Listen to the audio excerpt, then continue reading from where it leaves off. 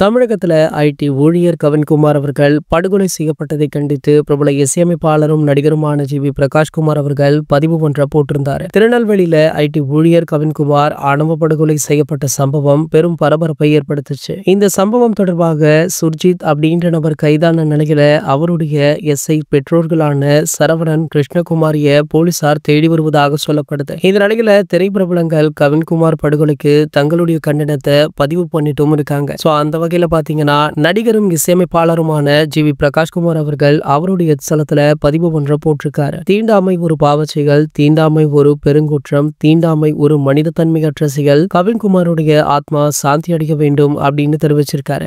கொஞ்ச நாளைக்கு முன்னாடி அஜித்குமார் அப்படின்றவர் போலீசார் விசாரணையில கொல்லப்பட்டாங்க, அப்போது யாருமே வாயை திறக்கல அப்படின்னு பலருமே இவருடைய போஸ்டுக்கு கீழே கமெண்ட் பண்ணிட்டும் இருக்காங்க. இந்த நிலையில இவர் மட்டுமல்ல, பல முக்கிய பிரபலங்களுமே இது பற்றி பேசியிருக்காங்க. அந்த வகையில நடிகர் அஜித்குமார் அவர்களுடைய மனைவியான ஷாலினி இந்த ஆணவ கொலைக்கு அவங்களுடைய கண்டனத்தையுமே தெரிவிச்சிருக்காங்களா. இந்த தகவலுமே தற்போது வைரலாகிட்டு இருக்கு.